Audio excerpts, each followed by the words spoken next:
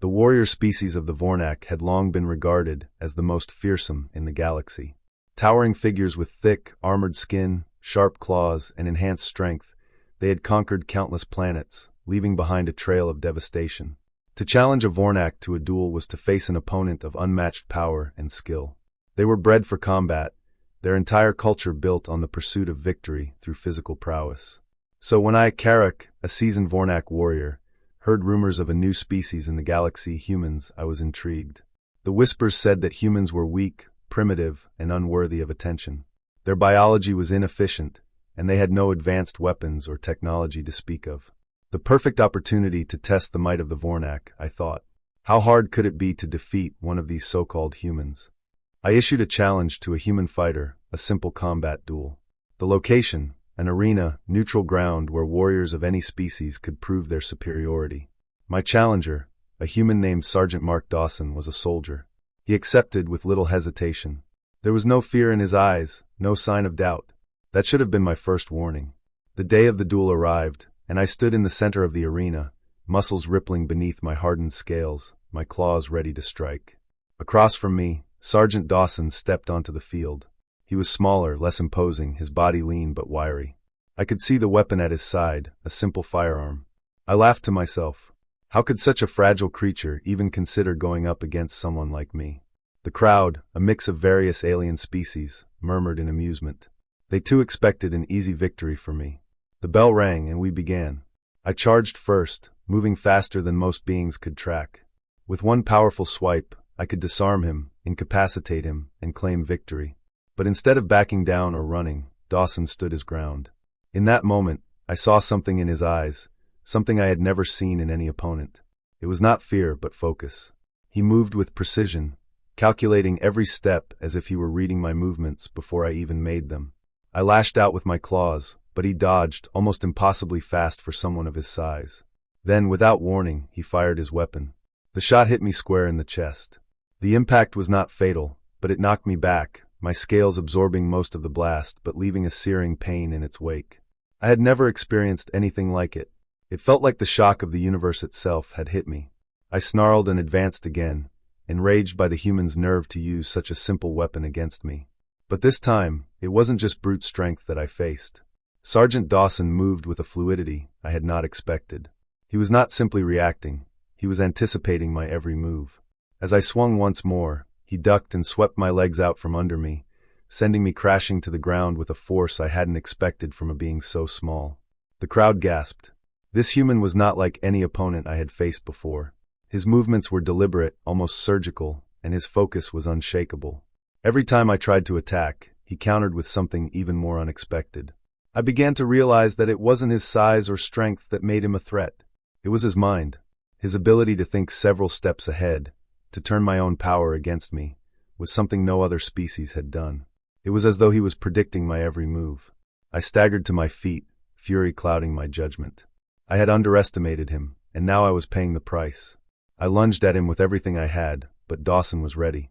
He used his agility to outmaneuver me, and in a swift motion, he planted a sharp, metal object into my side.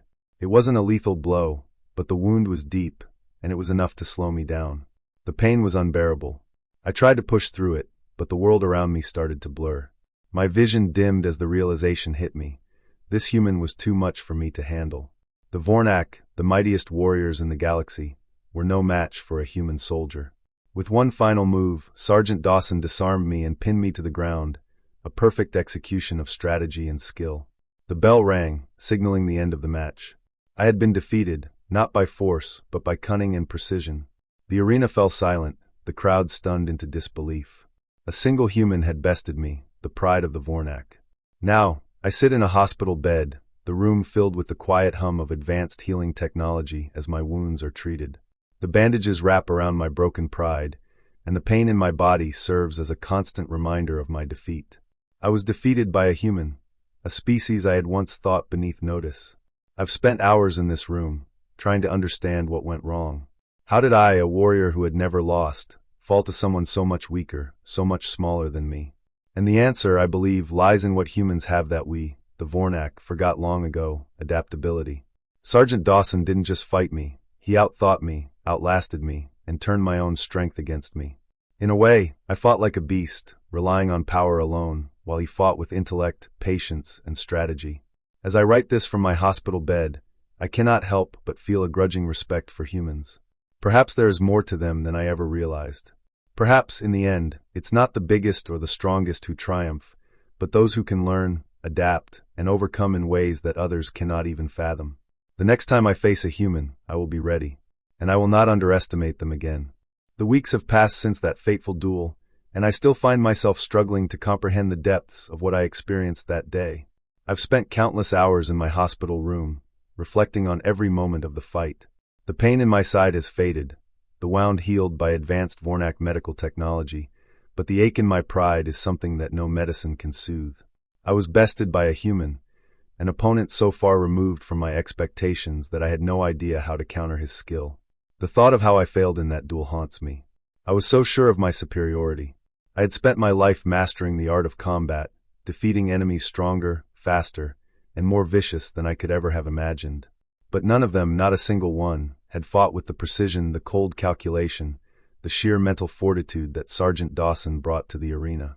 He fought with a calmness that I, too blinded by my own strength, had never considered. He studied me, and in doing so, he saw exactly how to exploit my weaknesses. I remember the last moments of the fight so vividly. As I lay on the ground, breathless and defeated, I looked up to see Dawson standing over me. There was no triumph in his eyes, no mockery. Instead, there was a quiet understanding, a recognition that this was not just a contest of physical might, but of willpower, of mental resilience. The thought crossed my mind that maybe, just maybe, this is what true strength is. It isn't about the size of your muscles, the sharpness of your claws, or the ferocity of your strikes. It's about the ability to adapt, to think beyond the immediate, to survive against overwhelming odds. I've always been proud of the Vornak way, the code of warriors who fight with their bodies and their hearts. But I can't ignore the lesson Dawson taught me, that strength alone is not enough. We, the Vornak, have relied on our physical power for centuries, but we've lost sight of what truly makes a warrior formidable.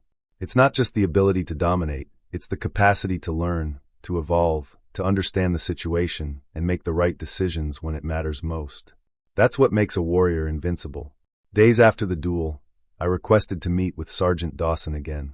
He was understandably hesitant at first, but eventually we sat face to face in a small, quiet room. I had many questions, and I needed answers.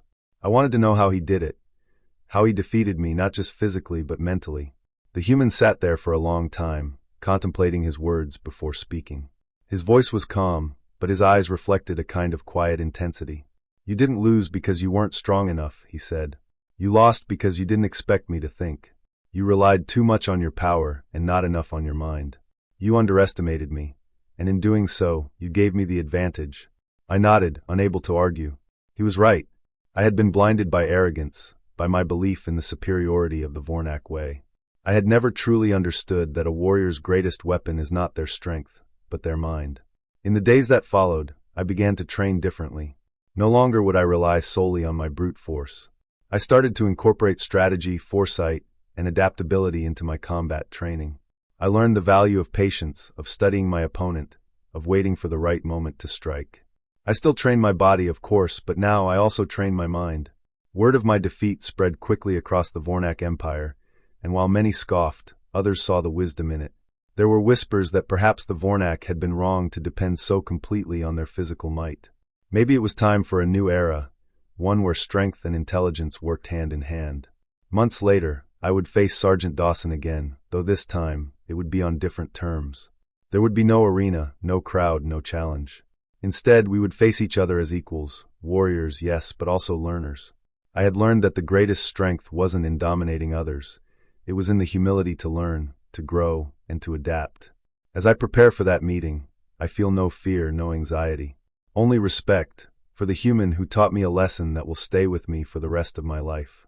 The greatest warriors, I have come to realize, are those who are not only strong in body, but strong in mind. And from this moment on, I will never again underestimate the power of the human spirit. The hospital room is now a distant memory. As I rise from my bed, my wounds healed, my mind sharpened. The battle I lost was not the end.